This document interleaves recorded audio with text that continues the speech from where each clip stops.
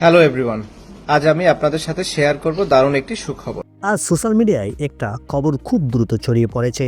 অনেকে বলছে খালেদা জিয়া নাকি 1 মাস আগেই মারা গেছেন, কিন্তু বিষয়টি গোপন রাখা হয়েছিল তারেক রহমানের জন্য। এই খবর নিয়ে মানুষের মধ্যে শুরু হয়েছে তীব্র আলোচনা। ফেসবুক, ইউটিউব, টিকটক সব জায়গায় শুধু একটাই কথা। এই সময় লাইভে এসে মুখ খুললেন সাকিব আল হাসান। সাকিব বললেন, খালেদা জিয়ার মতো একজন বড় নেত্রীকে নিয়ে এমন খবর ছড়ানো খুবই দুঃখজনক। তিনি আরো বলেন, কোনো নিশ্চিত তথ্য ছাড়া এ ধরনের কথা বিশ্বাস করা ঠিক না। গুজব ছড়ালে সাধারণ মানুষ বিভ্রান্ত হয়। সাকিব আল হাসানের এই কথার পর বিষয়টি আরও আলোচনায় আসে। অনেকে তার বক্তব্যকে সমর্থন করছেন, আবার অনেকে প্রশ্ন তুলেছেন, আসল সত্য কি।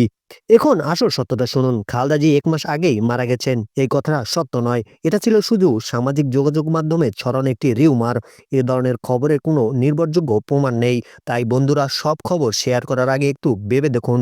গুজবে নয়, সত্যের পাশে থাকুন। হ্যালো এভরিওয়ান, আজ আমি আপনাদের সাথে শেয়ার করব